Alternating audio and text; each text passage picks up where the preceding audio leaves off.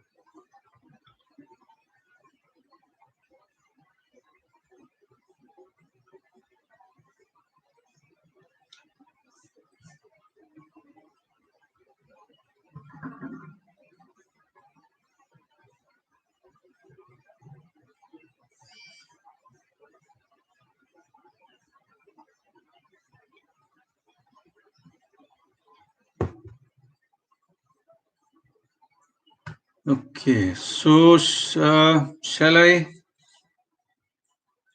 start now? Okay.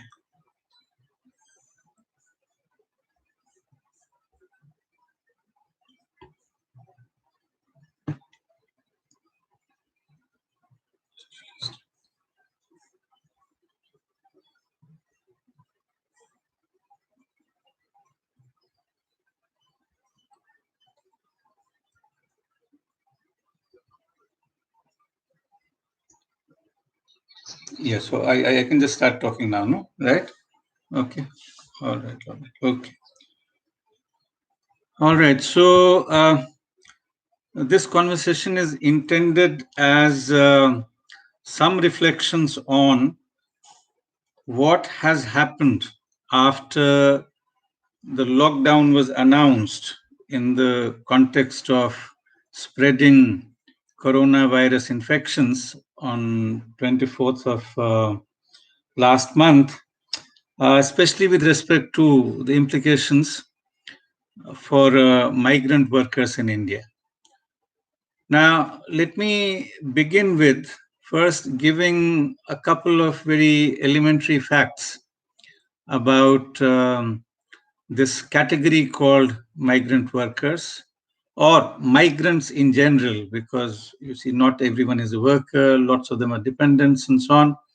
So if we look at data which now is pretty outdated from 2011 decennial census, the total population of migrants in India then was estimated as approximately 450 million. Right? Now, Of course, not all of them are workers. As I said, I mean, you're talking of migrants as a whole. And just to put all this in perspective, uh, it would be important to, let's say, look at the population of EU at the current juncture, right? We are not talking of 2011, but at the current juncture, which is 446 million as of the estimate from February 10, 2020. So that gives you a sense of this large mass of people that we describe as the migrant population in India. Second, of course, this migrant population is obviously an extremely heterogeneous category, both conceptually and in terms of its social composition. So the census or the other major data source, National Sample Survey Organization, when it estimates migrants, there are different kinds of conceptual categories there. So for instance, those who are described as permanent migrants, long-term migrants, short-term migrants, seasonal migrants, and so on and so forth. Right? Now, which is where it becomes a bit difficult to sort of have reasonable estimates of those who are particularly vulnerable and by and large who fall into the category of what we can describe as short-term and circular migrants. Now, this short-term itself, I mean, could be, on a daily basis, going from the village to the nearby town and coming back in the night, right? Weekly basis, monthly, and so on and so forth, right?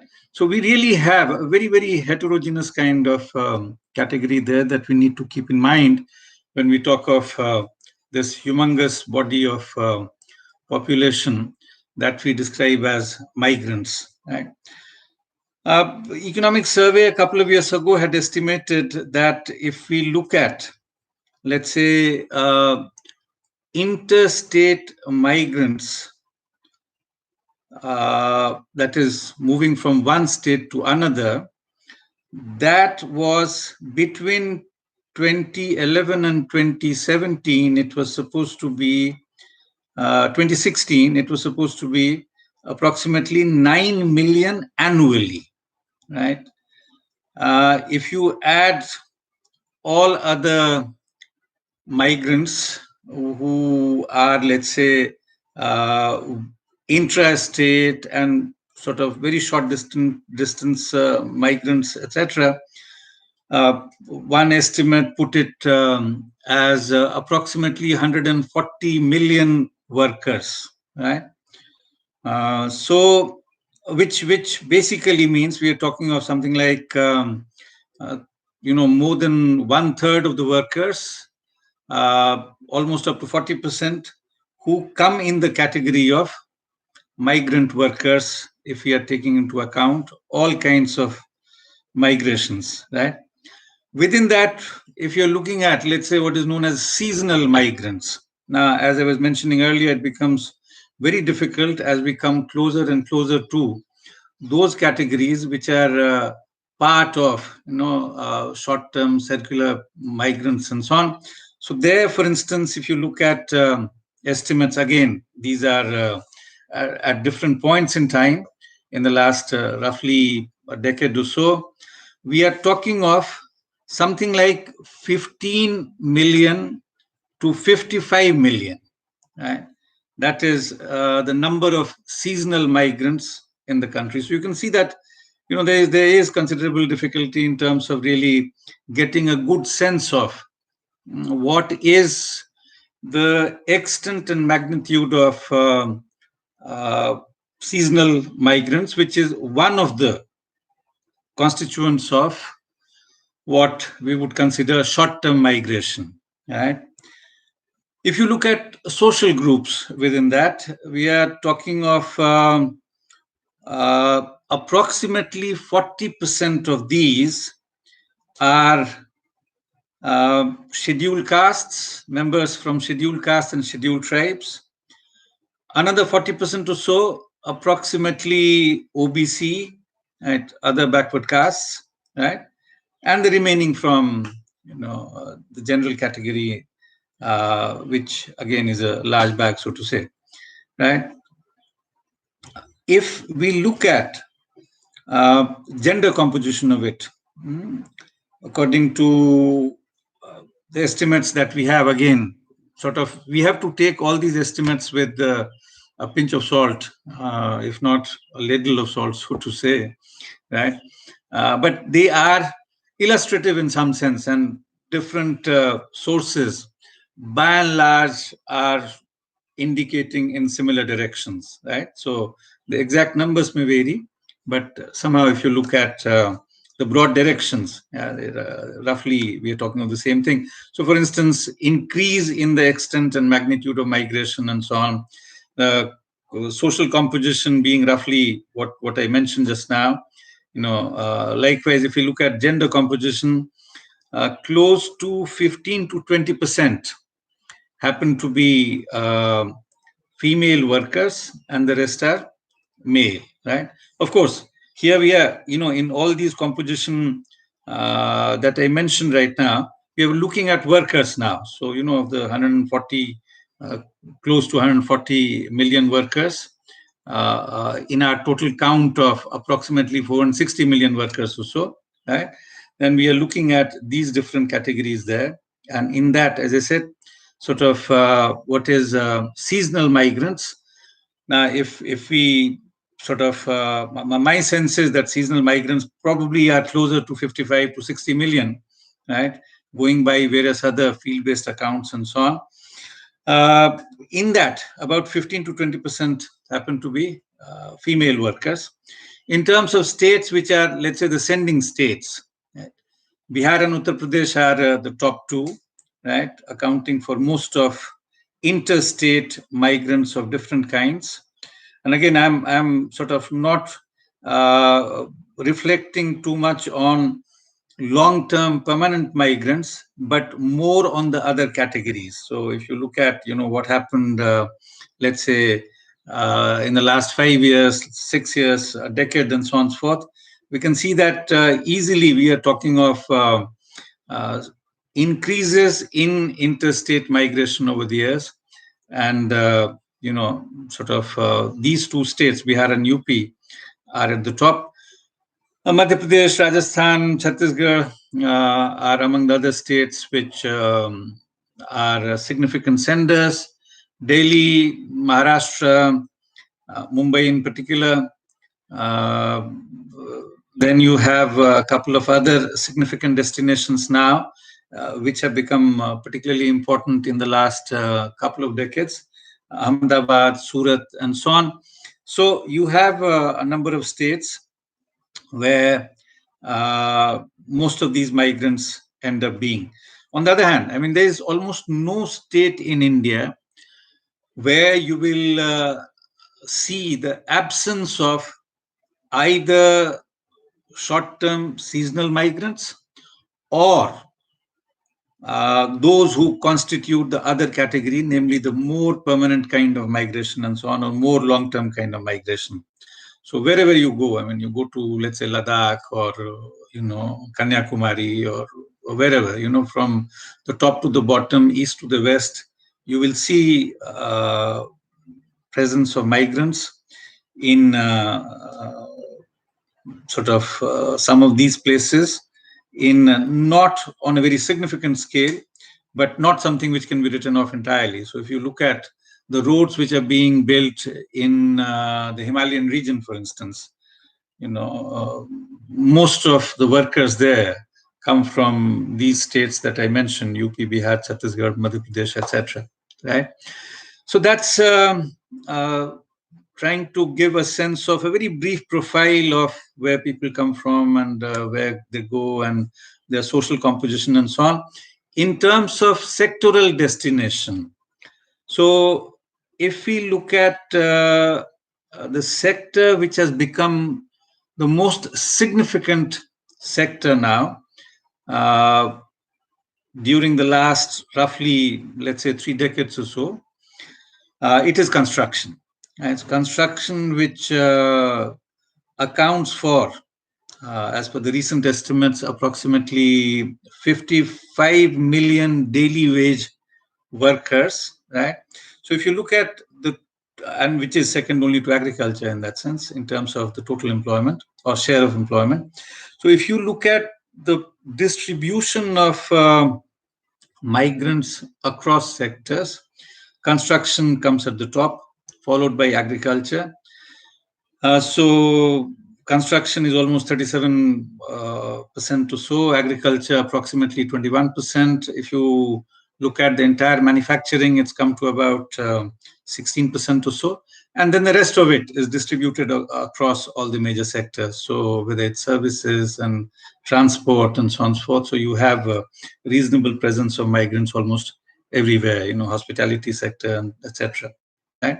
So that is a kind of a broad brush profile of the migrants, and as I said, most of them happen to be uh, in the category of what we can call vulnerable groups, are part of what is euphemistically known as the so-called informal sector, which accounts for close to more than 90% of the total workforce in the country, right? And if you look at of our total workforce, this National Commission for the Enterprises in the Unorganized Sector, it had tried to estimate the extent of vulnerability amongst India's workers, and it had given a number which got talked about a great deal, close to 80% or so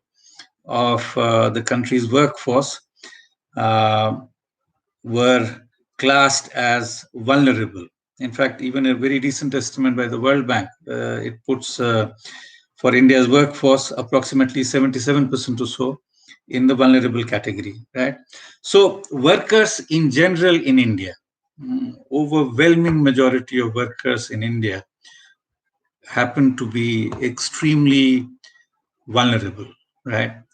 And and I'll give you some indicators of that in a moment. Yeah, uh, and one of the major sort of features of it, this vulnerability, is that there is almost negligible social protection. Right. So if we keep this context in mind and then try to make sense of what was announced, now either inadvertently or because of inadequate thinking, lack of inputs on how to go about it. The way lockdown was announced, with barely a notice of something like 4 hours or so. Now, this came as almost as a horrendous assault on most of the workers classed as so-called informal workers, but within that, the category of migrants, because almost in no time, they became completely unwanted in the place of their residence. Right?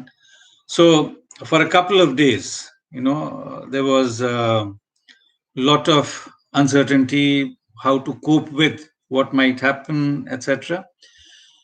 Um, whether their economic sustenance will be feasible at all. And then there was almost a desperate kind of rebellion, as has been widely reported. Suddenly, workers started walking. If you can't have public transport or private transport and so on, you just start moving to your place, even if it meant that the place is 500 kilometers, 1,000 plus kilometers, and so on and so forth. Right? So, sort of truly heartrending descriptions and many visuals, which many of you would have seen. For instance, a 90-year-old woman who started walking from Delhi to her place in Rajasthan, approximately 400 kilometers away or so. And likewise, literally, the media was flooded for a couple of days. Uh, I mean, it's not the case that much of the media before this exodus started was particularly concerned or bothered about what's happening to these people. But the scale of this desperate rebellion was such that it became impossible for the media not to take note of it. Right? And then we had lot of so I'm talking of much of the mainstream media. Of course, there are exceptions which have engaged with the concerns of these vulnerable economic and social categories, etc. Right? So we have a number of studies already in public domain. ActionAid, for instance, is a very credible organization and is collating evidence from different parts of the country, has already put quite a lot of information on the disaster that has befallen these hapless workers, right? Likewise, there is a Delhi-based organization which released a report focusing largely on the construction sector. This was, a couple of days ago. This organization called Jan Sahas. It's early April that the report came. And let me, as I earlier said, that I just want to give you a couple of indicators of the challenges confronting workers in this particular category. You may actually note that in terms of some of the provisioning, this particular sector, in theory at least, is better than many sectors. So essentially because of building and other construction workers welfare board, right? Which is considered to be one of the better kind of experiments in providing a modicum of social security to some of these vulnerable workers, in particular, the migrant workers and so on. So as per this report, which was based on an assessment of the ground reality by talking to slightly more than 3,000 workers in this particular sector, it reported that, as it happens, 94% of them had no what is known as building and other construction worker cards, which makes you entitled for the benefits that is applicable for the workers in this particular sector. Right? So essentially, a very large segment is simply out of, even though there is this provision, but all these short-term migrants, seasonal migrants, etc., who come to this particular sector, almost all of them seem to be out of getting the entitlement precisely because this basic sort of identification itself is not there, right? We have heard of sort of quite a lot about the bank connectivity, but in this segment, again, 17% or so had no bank accounts, right? 14% to approximately did not have ration card, right? 42% or so reported that they had no ration left for the day, right?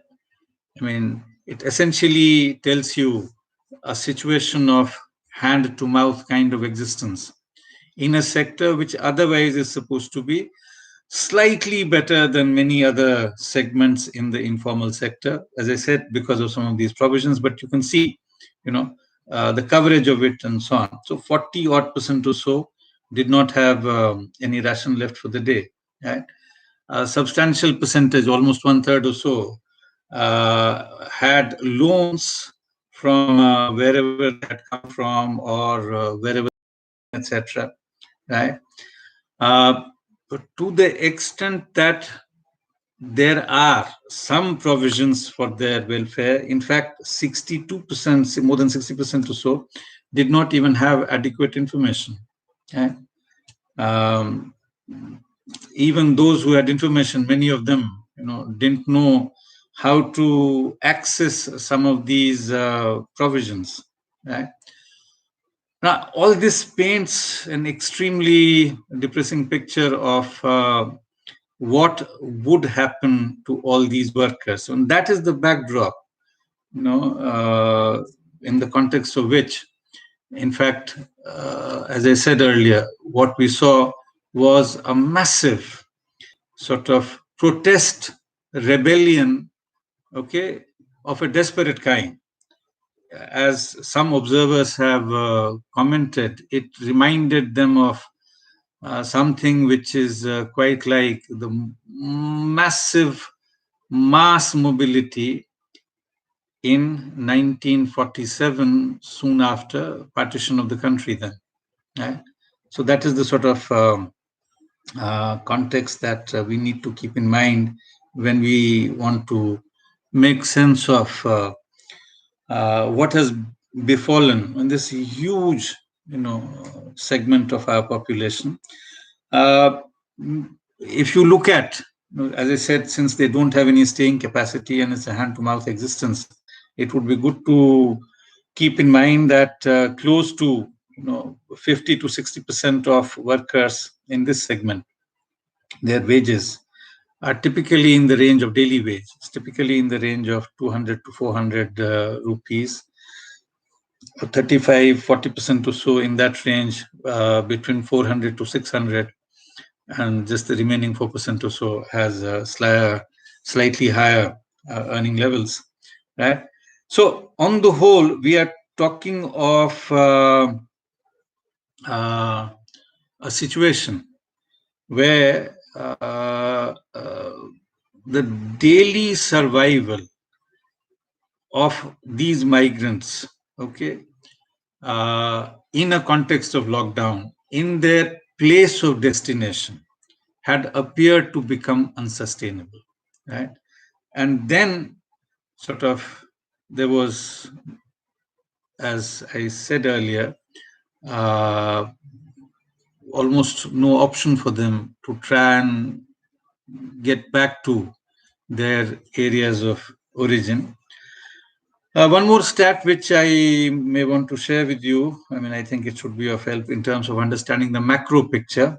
So, if you're looking at this sector, the construction sector as a whole, which I took as an example of some of the difficulties and problems, right? If we look at the total number of workers registered at the macro level, all India, right? It is 3.5 crore workers, with these boards. But the boards have bank details of only about 29% or so. Right? So even if they want some money to be transferred, I mean, where does it go? Right? There's just no way that all our, sort of digital innovations can do very much if you don't have such basic elementary information. Right? The last couple of points, this relief package, which was announced of 1.7 lakhs. Yeah. Now, again, much has been already written on it, and that how it is so inadequate, and what are the other things which could have been done. Again, a large number of organizations, trade unions, a number of very well-known NGOs, political organizations, political parties, many of them had given a lot of inputs on what could be done, right? But what was 1st Feb, right, 2020. So, for instance, if you look at one of the things which got talked about quite a lot, this provision for what is known as Pradhanmantri Kisan Nidhi Yojana, PM Kisan, right? So the finance minister announced that close to 9 crore farmers, eligible farmers or so, will get immediate benefit of 2,000 rupees in their accounts, right? Now, in any case, that amount was due in early April. So it's nothing additional, right? Not something which is an add-on to what was already announced in the budget, right? Likewise, this announcement that the wages for Narega workers, right, will be increased by, sort of 20 rupees from 182 to 202. Now, as it happens, most states in the country have wages for workers' wages at a higher level, right? So, in some sense, it's almost like, rubbing salt into the wound of those who have been hit so hard, right? Now, I mentioned these two schemes in particular because many of them would overlap, small marginal farmers, Narega workers, with this category of our internal migrants, right? So, what could have been done? As I mentioned earlier, a lot of suggestions had come and from different quarters. Without getting into details of it, there was widespread kind of appreciation that close to, let's say, 7,000, somewhere around that rupees per household for at least 2 months, preferably 3 months, right, is something which should have been done immediately. But instead of doing, anything of that kind, what we saw in terms of the reaction from the government, the union government, and since this whole thing in a large measure is a creation of the union government, it needed to take that responsibility. So what gets done is to say, to opt for things. So 500 rupees, but then just try and imagine what is happening. So the other day, someone told me that in Delhi, this 5 kg bag of wheat flour, the price has increased by almost 70-75%, right? So from 250 to, well in excess of 350 or so, right? We get stories from accounts, from details from various parts of the country where you notice that because of supply disruptions, prices of very basic goods, absolute essentials, have also tended to increase. And in that context, right, sort of under this Jan Dhan Yojana, 500, or for aged widows, 1,000 rupees, or for pensioners, 1,000 rupees. These sort of, in a sense, display almost a callous attitude that there are times when we just need to do the critical minimum. But what has been done is well below what can be considered critical minimum. So that is the sort of current context, and that's why I in the title of this interactive conversation with you, I mean, I suggested a title that India's nowhere and everywhere workers, right? Nowhere in a sense of they're not wanted anywhere. No, this is this particular situation. There were reports that in Delhi, for instance, electricity and water connections had been cut off. Right?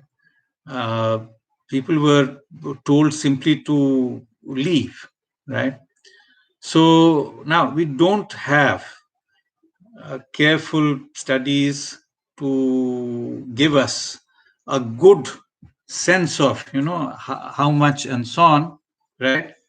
Um, so in that context, yeah, it is as if they're just not wanted. On the other hand, none of our cities, none of our sort of economic activities, construction, of course, as I said, is a huge example, but agriculture. So people from, let's say, uh, Eastern India going to Western India to do something as basic as harvesting, to do all the agricultural activities, etc. So they're sort of everywhere, right?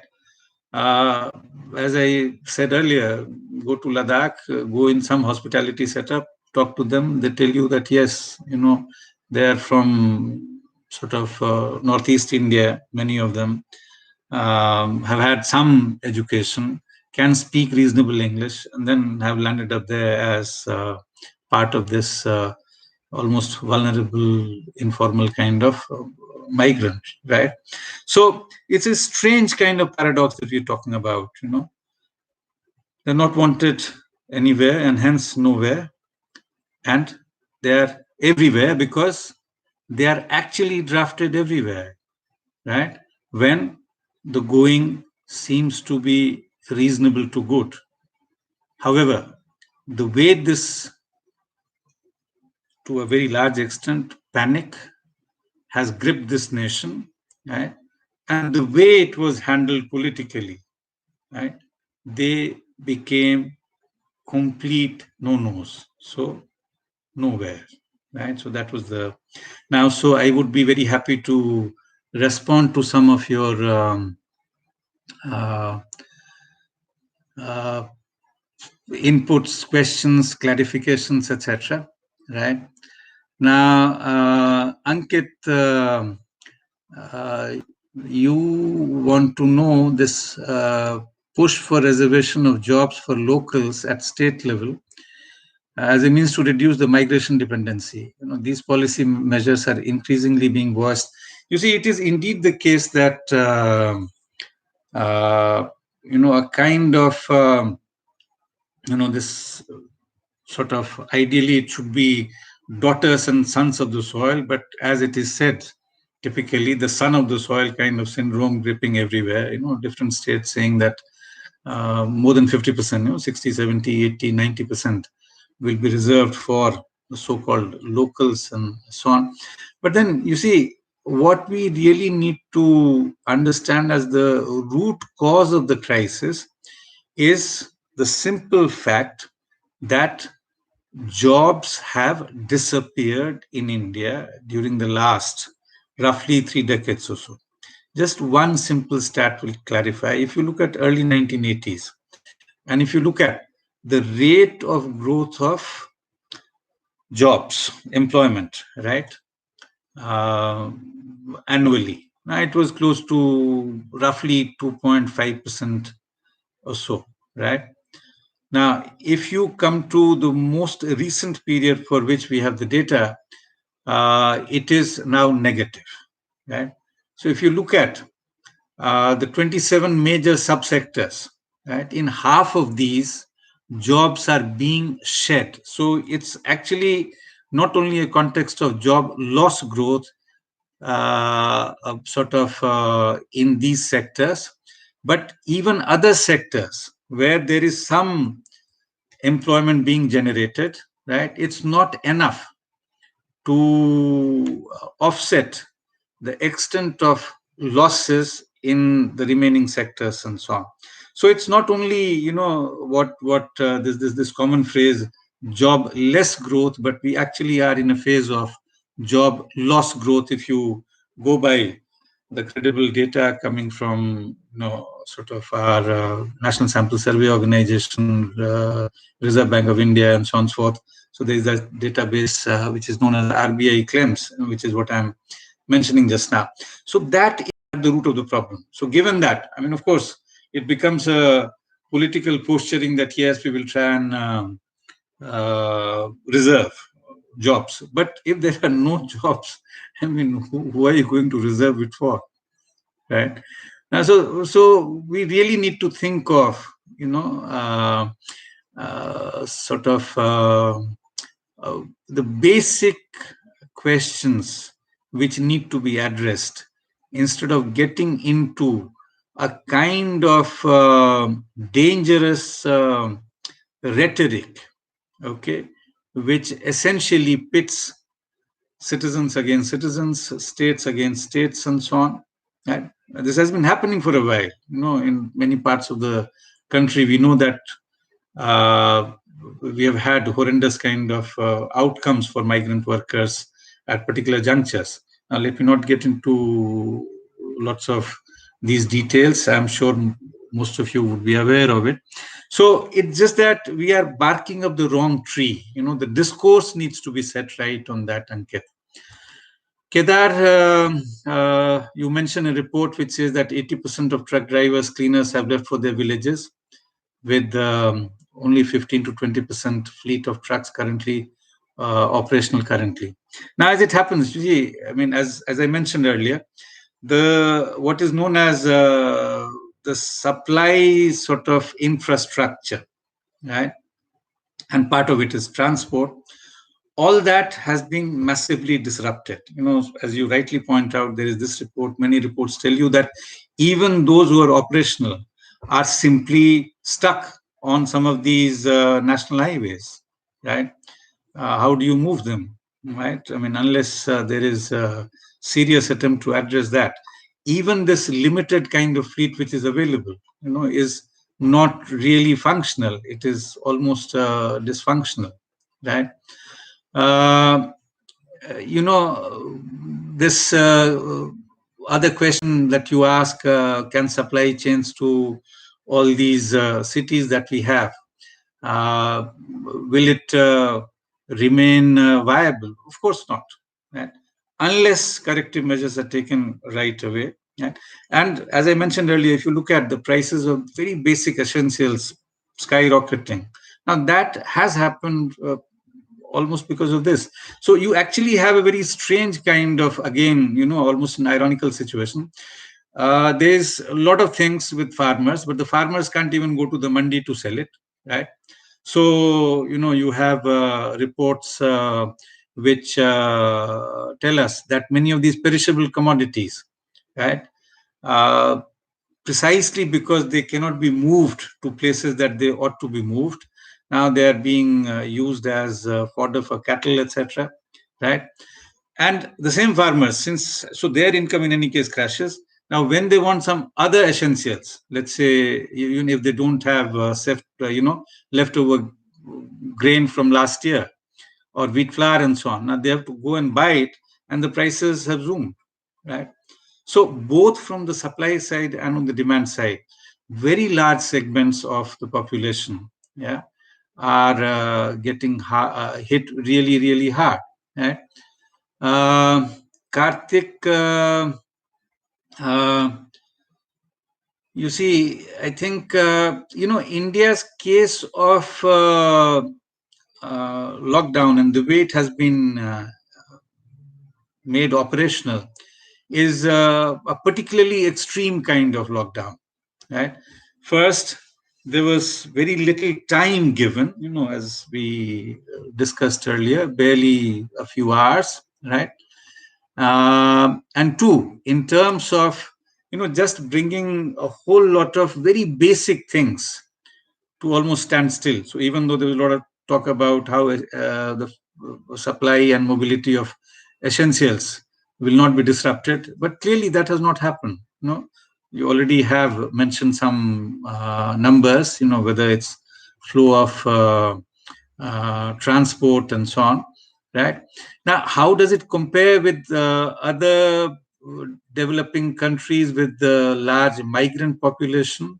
Right now, it appears, as I said, that our case is, since the nature of lockdown itself and the way it has been managed. I mean, you've seen the kind of indignities which have been heaped on people who were just trying to run away and find a safe, hut or something for themselves. Yeah, back in their places of origin, etc.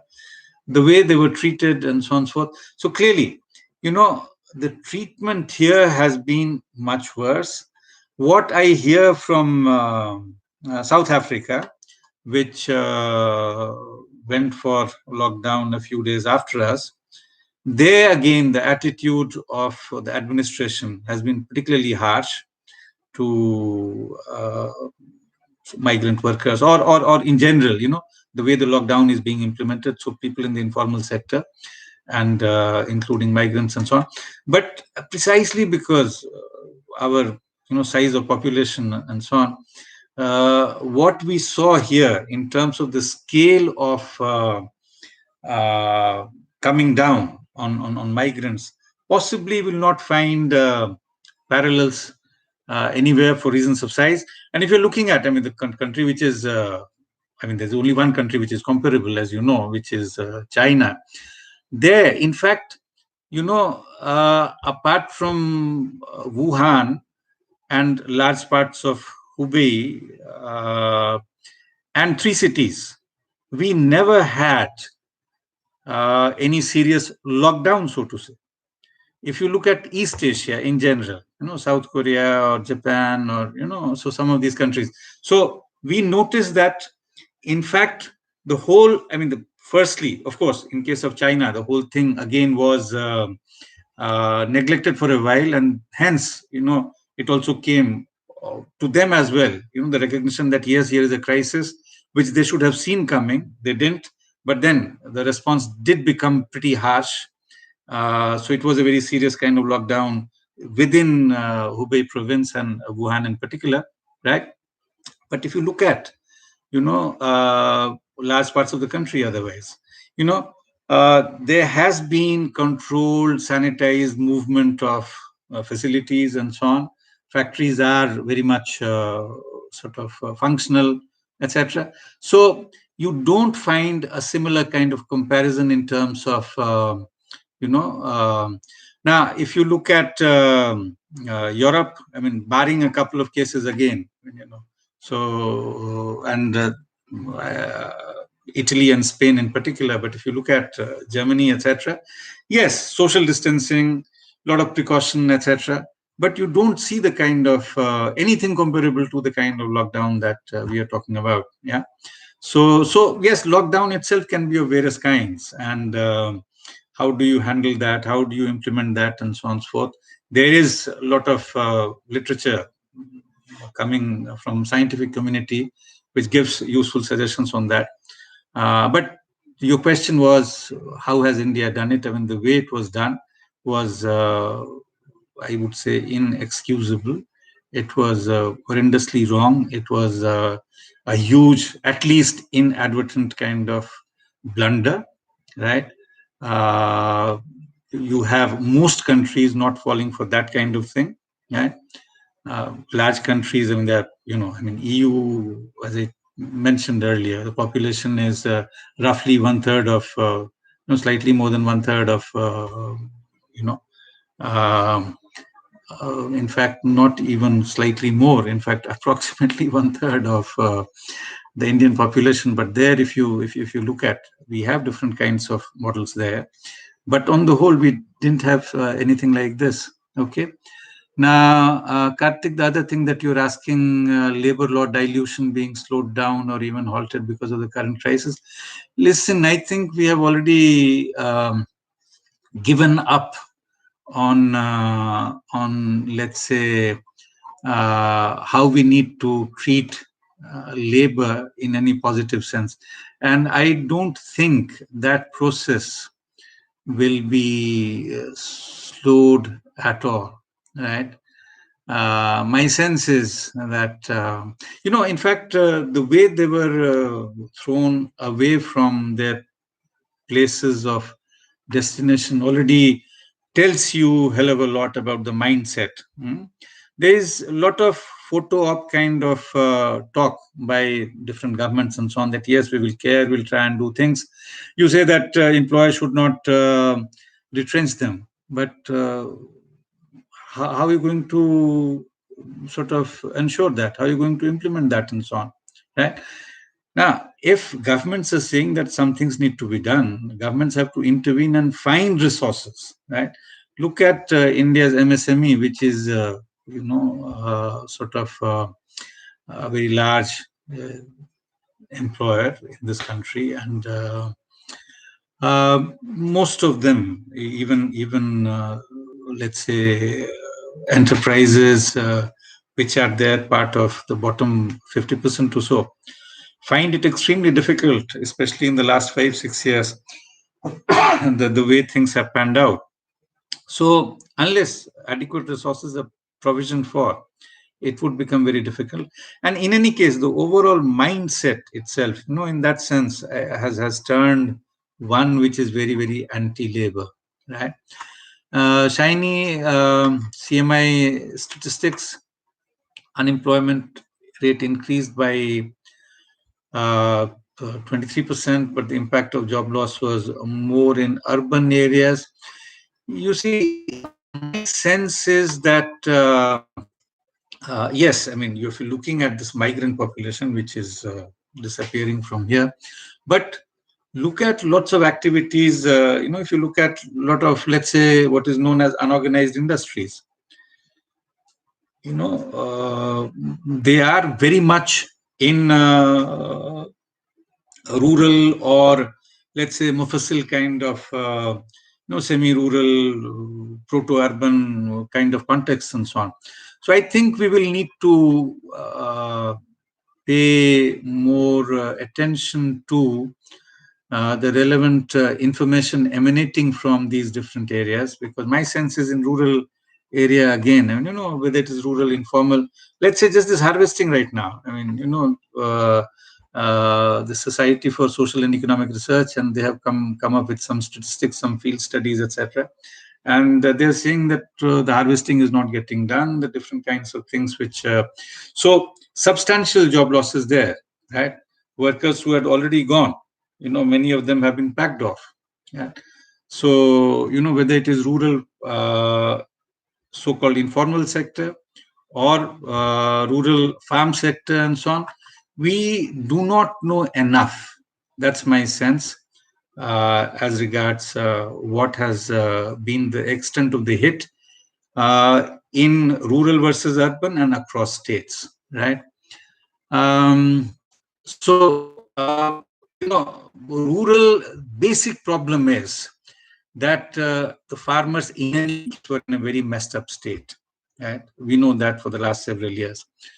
Coming on top of that, I mean, whatever is being harvested, things which need to be taken to the mandi, you can't take them there anymore. Your prospects of harvest compromised seriously, right? So the extent of income loss, the extent of the increased vulnerability, etc., in rural, my senses will be very, very significant, right? And in the urban areas, of course, what is known as the informal segments, whether it is trade, commerce, manufacturing, and so on, is dysfunctional right now. But the scale of, you see, at least in rural areas, maybe some economic activity is still taking place. Right? Also because harvesting, etc., has been exempted, from lockdown, maintaining adequate caution, but that has been noticed, right? So in that context, possibly in terms of the immediate thing that you're talking about, rural, urban, immediate job loss and so on, possibly urban, yes, since there is kind of a complete lockdown. Yeah. Rural, sort of, it's not as complete. Okay. But the fact that their basic income levels were already so low, and in that, could it be the proverbial last straw on the camel's back? Right? So we need to factor that in. Okay, Sanjana, your how effective is the government data collection architecture? Unfortunately, very poor. You see, that's why I gave you some numbers earlier. right? So if you look at seasonal migrants, we have estimates uh, which are, varying by from one estimate to the other. We get very very large differences, 15 million to 55 million and so on and so forth. So in general, given the fact that in particular the what is the short term, circular, seasonal, all such streams of migration are not adequately captured, right? As you know, National Sample Survey Organization and our decennial censuses have been the major sources. Now, decennial census happens once in 10 years, right? Is by National Sample Survey, right? The last one was 2007, right? So, what kind of data infrastructure we have at the current juncture to make sense of it? I mean, my sense is that we need to do a lot more to have. Of course, we have lots of uh, groups here and there which try and generate statistics, but these cannot be a substitute for the macro efforts, right? So that is a challenge, right? So we need to work much harder on an effective migration survey. Nothing is in sight. Unfortunately, again, our data systems have been a huge casualty in the last 5 6 years, so that we need to keep in mind. Problems started earlier, but particularly in the last uh, sort of half a decade or so, things have turned from bad to worse. Rajiv, will they return to cities? Uh, you know, in the very immediate future, many of them, with the kind of treatment that has been meted to them, right? If they remember that, they would probably think twice whether we should go at all, right? People who they had known for months, in several cases years, suddenly turning completely hostile, right? On the other hand, the situation in rural India is such, and given the fact that we do not see any significant change in terms of what you would consider the economic strategy as usual, what we have been following for a while, I do not see prospects of livelihood generation in rural India. Or let me rephrase it. In fact, the prospects there are likely to be much worse. They will continue to be much worse. Now, in such a situation, what do you do? I mean, you just, have to, again, that again is a kind of a rebellion, right? A rebellion in terms of running away from a place that doesn't care for you, right? If there are no opportunities, it's basically as if you're not wanted. Then what do you do? So I think it'll be. We'll have to wait and see. But my sense is that if things get controlled in let's say a few months, then I won't be surprised if there is a trickle again from rural to urban, right? Um, uh, Sort of, you see, supply chain, will it be restored or not?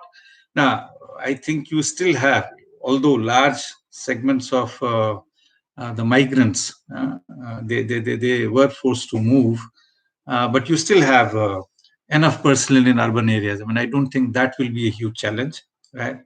So once this lockdown is gone, I think the supply chains can become pretty active. Then this pandemic aside, the migrant issue has been a persistent policy concern for some time. Urban poverty alleviation programs. You see, I think, poverty alleviation programs are one set of things. But what is far more important is the broader economic strategy that the country needs to follow, and which is where I think we are hugely deficient. It's basically lagging on, just latching on to um, this whole market fundamentalist kind of vision, right? It's almost, a mantra for now for decades, right? So unless more things are done there, right? And the way you see things are happening there are some huge, very fundamental constraints which uh, militate against a significant change in economic strategy. Now that has a lot to do with the kind of globalization.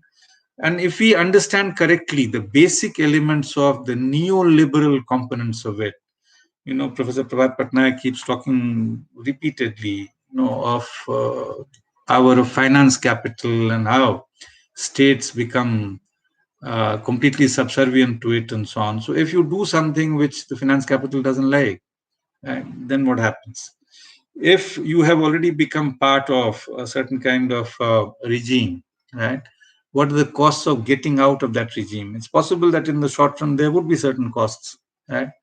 So there are lots of those issues. So, we need to address those far more seriously. So it cannot be simply a set of programs, So I think uh, so the current challenge, Sojanya, your question that, what are the possible, you see, I think, as I said right at the outset, lots of very good suggestions were given.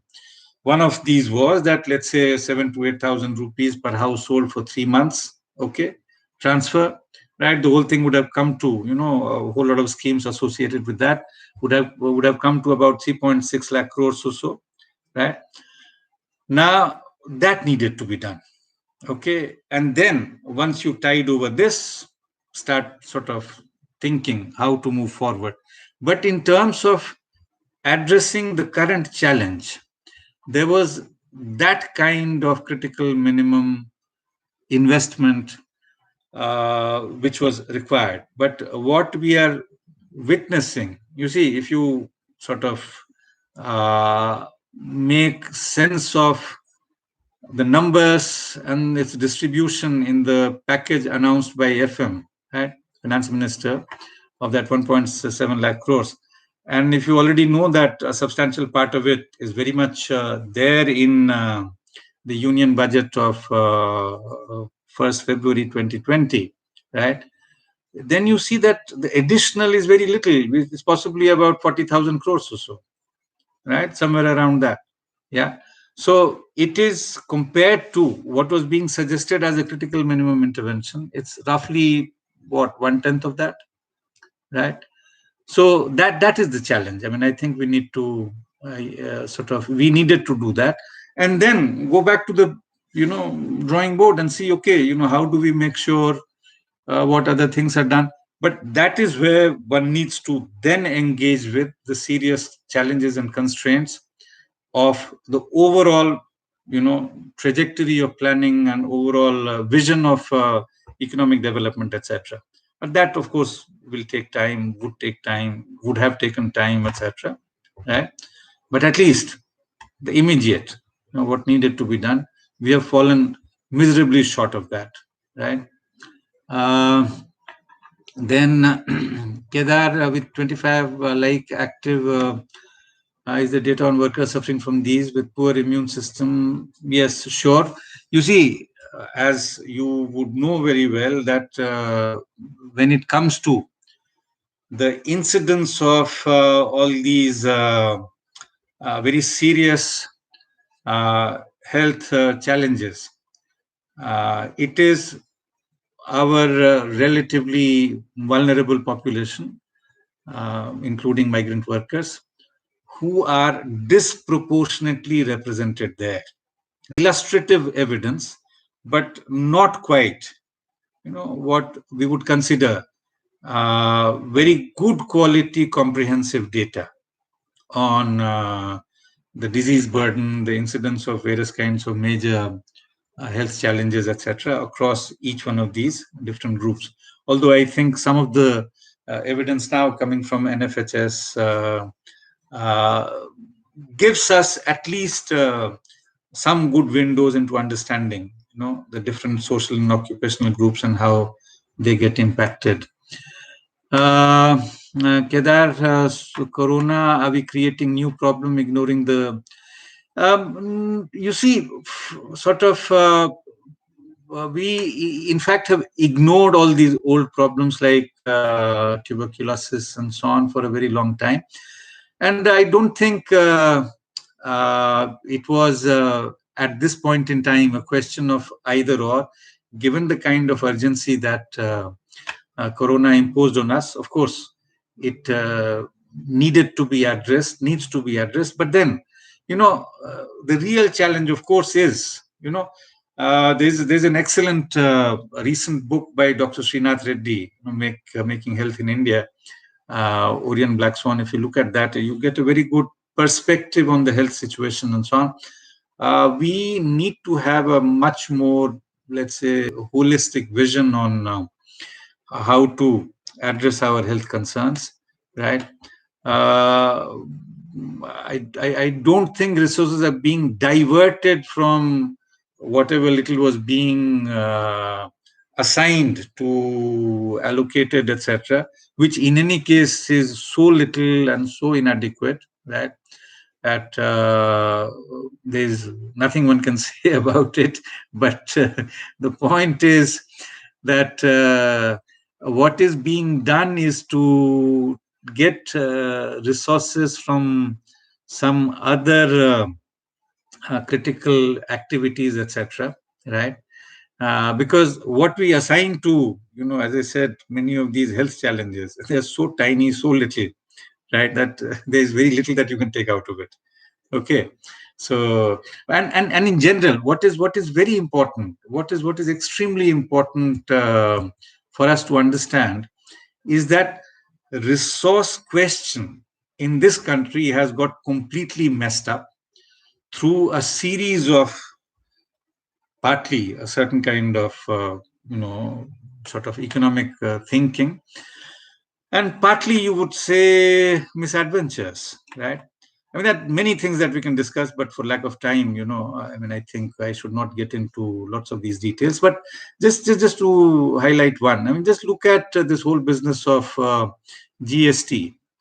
Firstly, this whole idea that GST is a very good thing is actually pretty outlandish. There is very little evidence, yeah, from the point. When you say good for whom, right? Is it good for citizens at large? Is it good from the point of view of a healthy fiscal federalism? I mean, look at many of these states. The states which have to take the disproportionate responsibility for handling many of these basic things, their autonomy to generate resources has simply been taken away, right? I mean, Kerala, sort of announced a package of 20,000 crores. A couple of days after that, you will recall that the Prime Minister had announced 15,000 crores, right? Now, imagine, Kerala state, Kerala's record, of course, has been the best in the country thus far, and my sense is it will continue to be in handling the whole problem. But just ask this question: where will Kerala raise these resources from? Right? I mean, its own overall resource difficulty, precisely because of the changed architecture of fiscal federalism in this country. Right? So there are lots of these issues that we need to look at far more seriously. But in general, we actually have tied our hands behind the back, saying that, we can't raise resources. And we say, where are the resources? Right? Then you basically are looking for taking something from Peter to give it to Paul or vice versa. That doesn't work. So we really need to, that is one of the most profound things of resource mobilization, right? How does it raise adequate resources and so on? Okay, so next, does it raise adequate resources and so on? Okay, so next, will Corona become a problem for poor? Of course, for you see, as of now, the evidence that we have got from different parts of the world, we know that uh, we have very different, let's say, rates at which the incidence of infection has been spreading in different parts of the world, which is where you have lots of voices within the scientific community trying to tell us that it might pan out very differently in different parts of the world. And thus far, if we notice that, let's say, South Asia or large parts of Africa, if you forget about, let's say, South Africa, but sub-Saharan Africa, many countries there, and so on, and several countries in Latin America, etc. They have not seen the kind of increase in the spread that we have seen, let's say, first what happened in China, and subsequently in the hotspots in Europe, and subsequently US. I mean, US now accounts for almost 1/4 of the total reported cases of corona infection, right? So how it will pan out in different variety of reasons. Maybe it has something to do with auto-acquired immunities, precisely because of the history of these countries and contexts and so on. Maybe temperatures and other issues. You see, I mean, I'm hazarding guesses based on what I have seen, the views of the scientists and experts from virologists and epidemiologists and so on and so forth. Based, there is some possibility that it may pan out differently. And look, that the poorer part of the world, things are not as bad as one might expect if the rates had been similar in different parts of the world in terms of pretty high rates of infection spread, etc. So let's hope for the best, and then if we have some cure and some ways of addressing it, if some vaccine becomes available, etc. Again, depends on how affordable it is, what is the nature of the public provisioning, etc. So whether the migrant workers, the poor at large, will benefit from it will obviously be dependent on those policies and so on. Dawa, given the possibility of current lockdown being extended, you see, my sense is that even if lockdown is extended, its nature, again, because of the huge challenges that we start confronting, the kind of things that you mentioned, for instance, basic supply systems and services. If those become a huge challenge, then my sense is that some easing, piecemeal easing, etc., might be expected there. Ravi, resource constraint. How is it possible to meet all basic needs, particularly for poor people? Yeah. Yes, it is a huge challenge, but I gave you some numbers. It would have been possible. Remember, only we gave a substantial tax concession to the very well off in this country. Tax concession to the very well off in this country. Right? Yeah. Now, was that required? I mean, is that the way to sort of, it's also terribly bad economics. You see, thinking of how to incentivize investment. A few months ago, when there was the specter was quite clear that our GDP growth rate was just going downhill. So this incentive was announced, but the problem is that there is a huge demand constraint. Right? Now you give them this incentive and kind of do not really address the challenges of demand. It's terribly bad economics, right?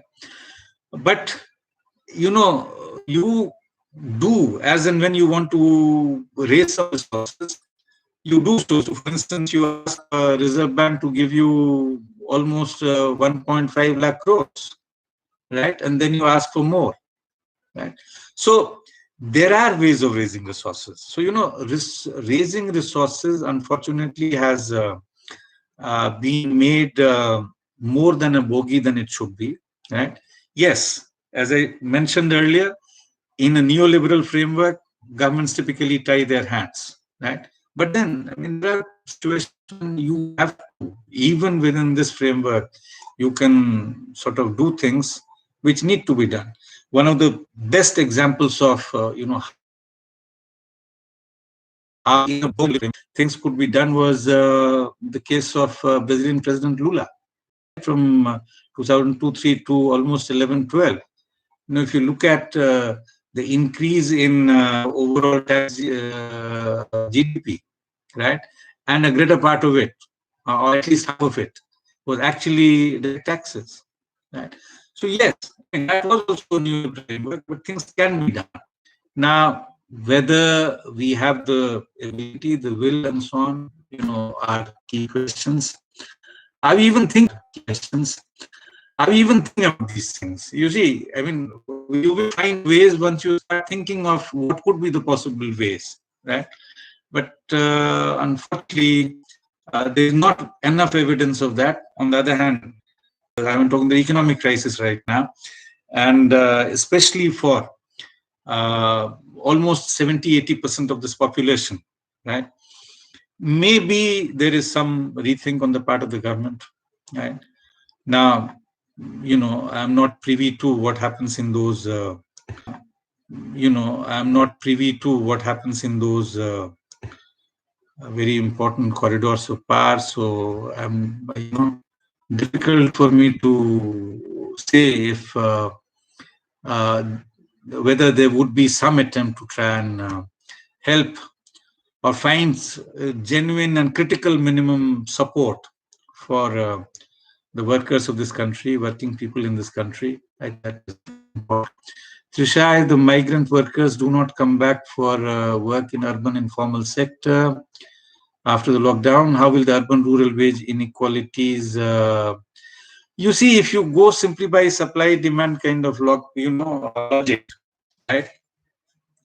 It would appear that, of course, if there is a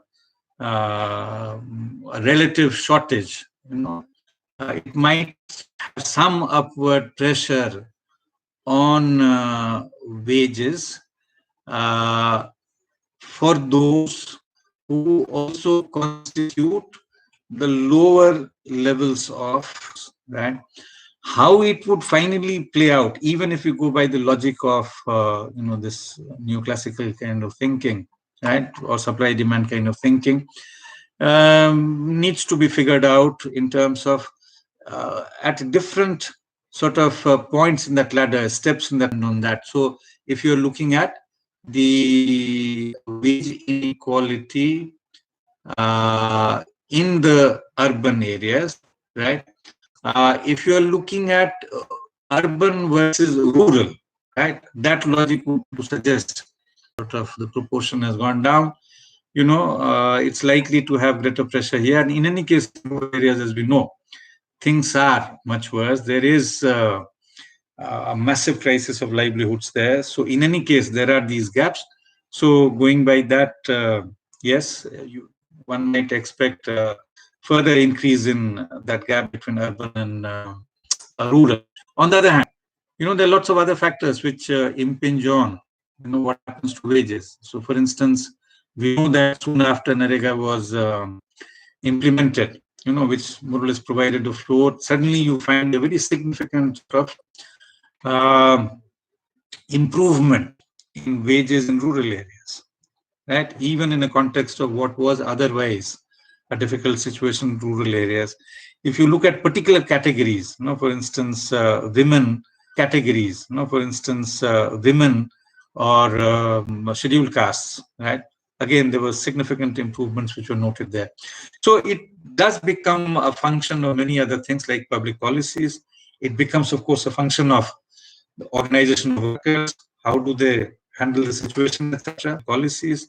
It becomes, of course, a function of the organization of workers. How do they handle the situation, etc. Right? So that is something which uh, we need to sort of take note of for a fuller understanding of how things might play out. And right now, I think there are too many uncertainties.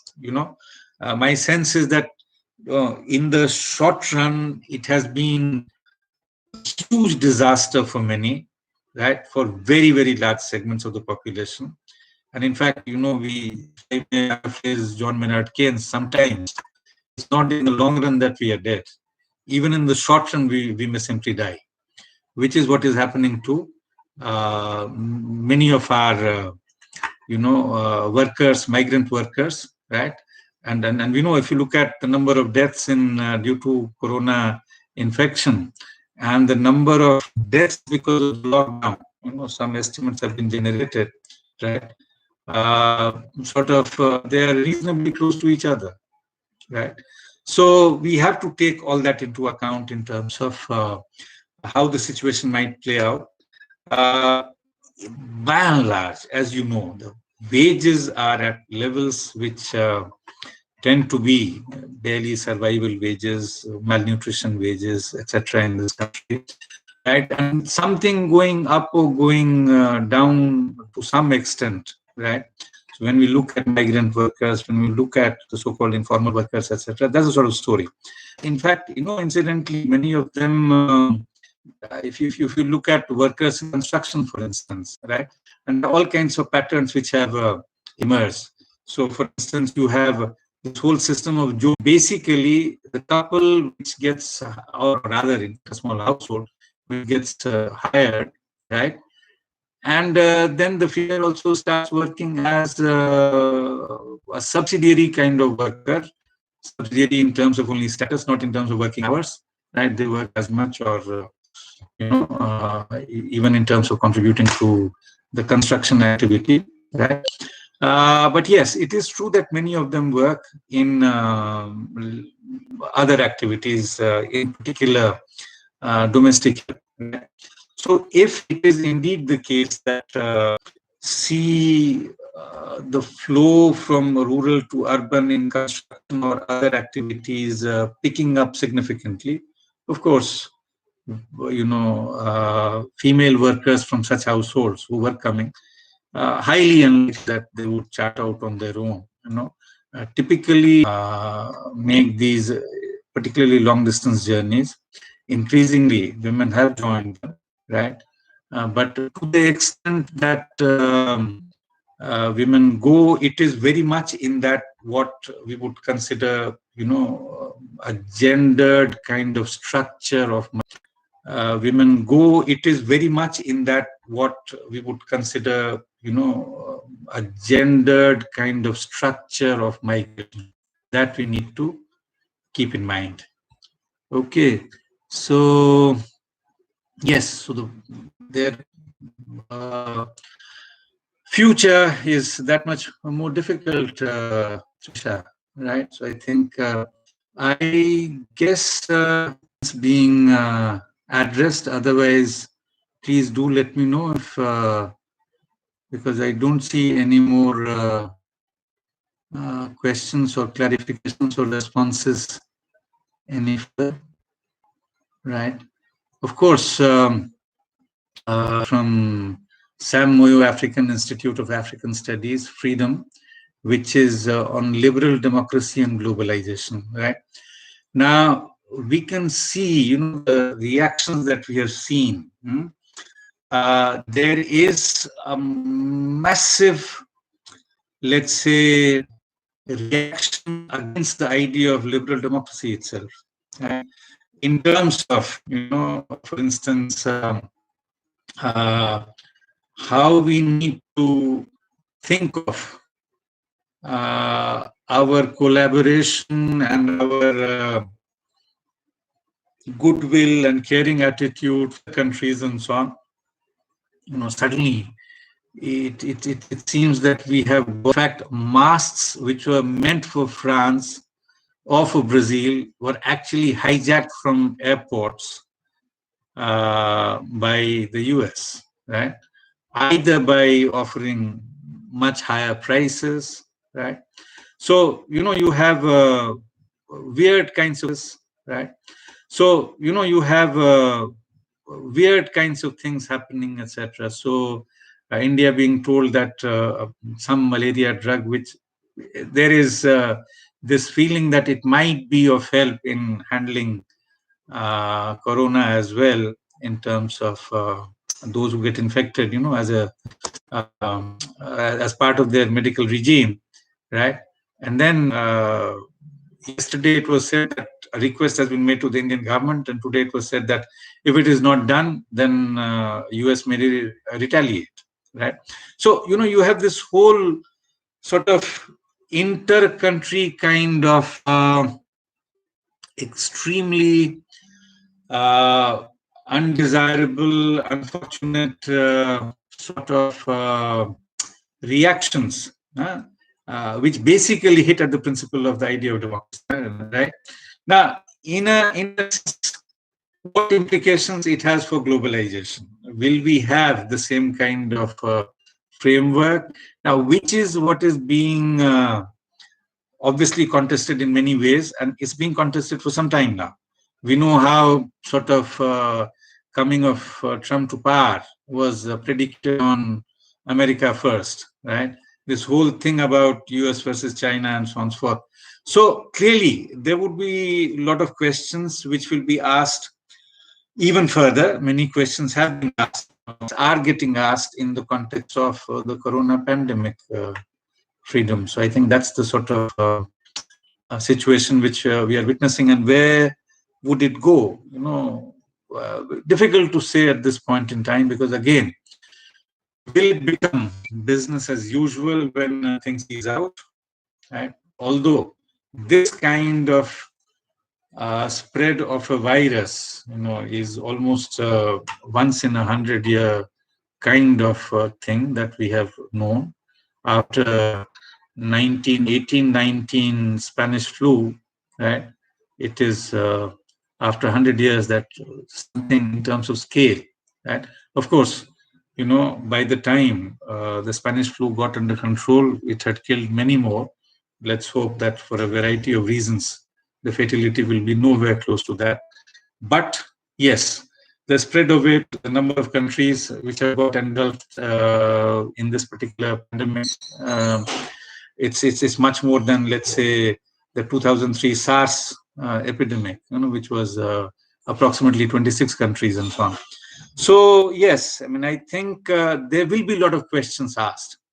But on the other hand, you also feel very uneasy that in the midst of all this, someone like Bernie Sanders, who was asking very good questions on what should be the overall political regime, the economic policy regime, and so on, right, which would have been much more progressive compared to the other contenders' position, right? But Mr. Sanders loses, right? So we don't quite know finally which way would it go, but what is indeed certain is that it is going to raise a lot of questions. This is where it would be extremely important for progressive political forces to seize the moment, seize the situation, and sort of keep hammering against all walls and closed doors, try and create openings for at least a more liberal kind of democracy, right? More progressive kind of democracy. Right now, we are seeing that democracies themselves are getting compromised very seriously, right? Okay, so I guess that seems to be all in terms of your reactions. So, with your permission, then let me say bye to you, and let us hope that the plight of our everywhere and nowhere workers is not compromised as seriously as it has been thus far in the context of the lockdown, and some efforts are taken by public authorities to address at least some of the very, very critical, life and death kind of questions. Thank you for your attention.